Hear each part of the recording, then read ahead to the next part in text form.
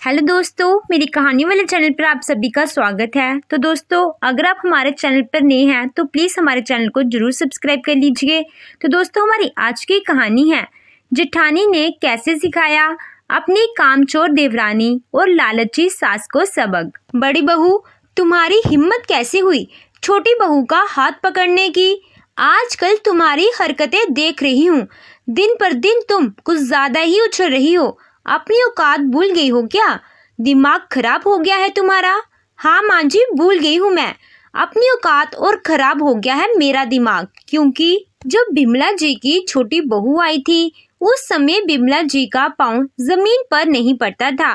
खुशी के मारे फूले नहीं समाती थी, क्योंकि छोटी बहू यानी कि नंदिनी बिमला जी के हिसाब से भरपूर दहेज और ढेर सारा सामान लेकर आई थी। मनचाहा दहेज पाकर और ढेर सारा सामान पाकर बिमला जी इस समय खुशी से पागल हो गई थी।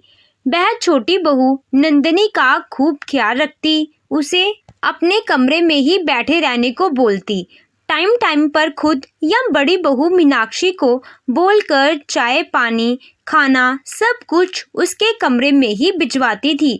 और वहीं पर बड़ी बहू मीनाक्षी, वह बिमला जी के हिसाब से दहेज तो नहीं लेकर आई थी, लेकिन सर्वगुण संपन्न थी। एक घर चलाने के लिए एक औरत में जो लक्षण होने चाहिए वह सारा कुछ मीनाक्षी के अंदर कूट कूट कर भरा हुआ था। घर पर चाहे कितना भी काम हो, मीनाक्षी ने कभी भी काम से जी नहीं चुराया, हर काम को खुशी खुशी करती थी। और वही नंदिनी, उसे धीरे धीरे आए हुए करीब 1 साल हो गया था, लेकिन आज भी उसकी हरकतें कल की आई बहू की तरह ही थी। वह अपने कमरे में ही दिन रात पड़ी रहती, जबकि अब वह एक बच्चे की माँ भी हो गई थी। इसके बावजूद भी ना कोई घर की जिम्मेदारी समझी, ना ही कभी मीनाक्षी के कामों में हाथ बटाती। फिर भी मीनाक्षी ने कभी भी नंदिनी को कुछ नहीं कहा। अगर वह कुछ कहती थी तो नंदिनी से पहले ही बिमला जी ही मीनाक्षी से लड़ बैठती थी। धीरे धीरे हालत ऐसी हो गई कि नंदिनी के अंदर एक अहम भर गया था। अब उसे आराम करने की इतनी आदत हो गई थी कि अगर बिमला जी सास होने के नाते चाहे कि कभी भी नंदिनी से एक गिलास पानी ही मांग ले तो मुश्किल था। नंदिनी उन्हें कभी भी एक गिलास पानी या एक कप चाय नहीं देती थी। जब भी बिमला जी उससे कभी अपने लिए चाय पानी मांगती तो वह तुरंत ही उन्हें डांट देती, माँ जी, इतनी गर्मी में मेरे बस की बात नहीं है किचन में जाना, आप भाभी को बोल दो, सीधा साफ जवाब मिलता था। नंदिनी का जवाब सुनकर बिमला जी की हिम्मत ही नहीं होती कि उसको भी बोल सके, क्योंकि पढ़ाया हुआ भी तो उन्हीं का था।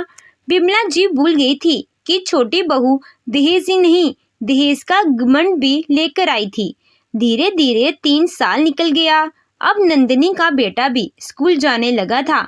मीनाक्षी का बेटा सुबह 7 बजे ही स्कूल के लिए निकल जाता, इसलिए मीनाक्षी 5 बजे से उठकर बेटे को तैयार करने में, उसका लंच बनाने में जुट जाती थी। और नंदिनी का बेटा वह सुबह 8 बजे जाता था, तो भी नंदिनी आराम से 7:30 बजे उठती और बना बनाया खाना पैक करके अपने बेटे को दे देती थी।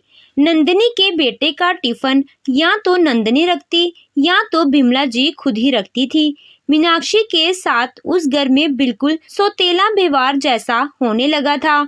अगर नंदिनी कोई भी काम करने किचन में जाती तो बिमला जी तुरंत उसके पीछे पीछे उसका हाथ बटाने चली जाती, लेकिन वही मीनाक्षी दिन रात किचन में लगी रहती, फिर भी बिमला जी को कोई असर ही नहीं होता। देखने में ऐसा लगता ही नहीं था कि मीनाक्षी बिमला जी की बहू है। बिमला जी का व्यवहार और नंदिनी के प्रति बढ़ता प्यार और अपनापन देखकर कहीं ना कहीं मीनाक्षी को भी तकलीफ होने लगी थी। आखिर वह कोई भगवान तो नहीं थी, वह भी एक आम इंसान थी। उन दोनों का व्यवहार देख धीरे धीरे उसके मन में भी उन दोनों के प्रति चिढ़ आने लगी। नंदिनी से ज्यादा गुस्सा तो उसे अपनी सास पर आता था कि किस तरह वह बात बात पर नंदिनी का पक्ष लेती, उसे कोई काम नहीं करने देती। एक दिन अचानक गैस खत्म हो गया।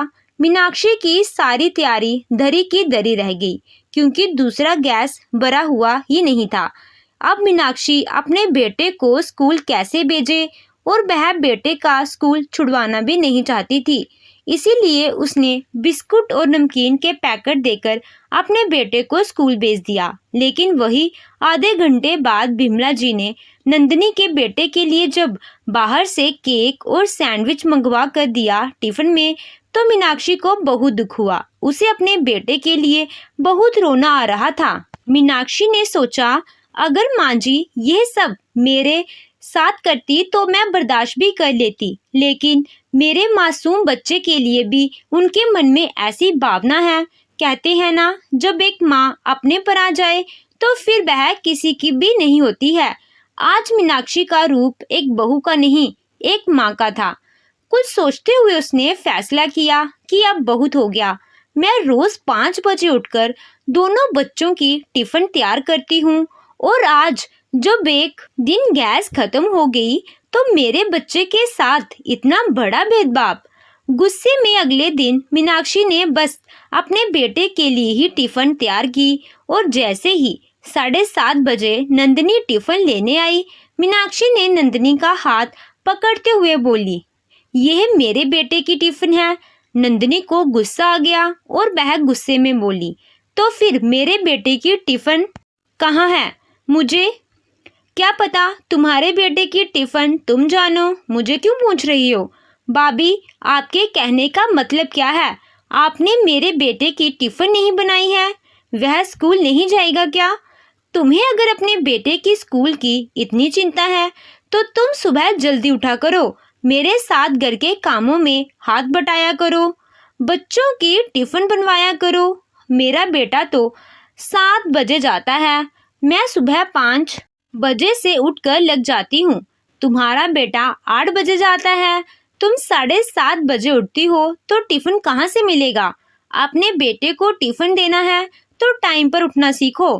कहते हुए नंदिनी के हाथ से टिफिन लेकर मीनाक्षी चल पड़ी। नंदिनी किचन में खड़े खड़े देखती रह गई। इतना बड़ा अपमान नंदिनी भला कैसे बर्दाश्त कर सकती है? इसीलिए वह गुस्से में पैर पटकते हुए अपनी सास बिमला जी के पास जाकर सारी बात बताकर चिल्लाने लगती है। अपने लाडले बहू की सारी बात सुनने के बाद बिमला जी भी गुस्से में तनतनाती हुई मीनाक्षी के पास आती हैं। बड़ी बहू, तुम्हारी हिम्मत कैसे हुई छोटी बहू का हाथ पकड़ने की?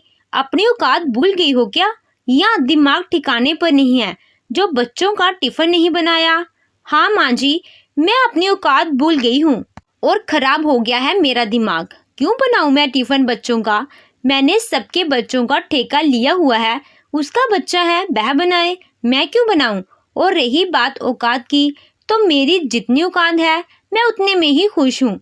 औकात आपकी ही कम थी जो आप दहेज के पीछे दबी पड़ी हो। दहेज आपने लिया था, मैंने नहीं। सामान आपके लिए थे, मेरे लिए नहीं। इसीलिए नखरे भी आप ही उठाओ, मैं नहीं। आज तो मैंने बच्चों का टिफिन बंद किया है, कल से मैं एक टाइम का खाना भी बंद करूंगी। घर में पूरा परिवार है, 2 बहुएं हैं।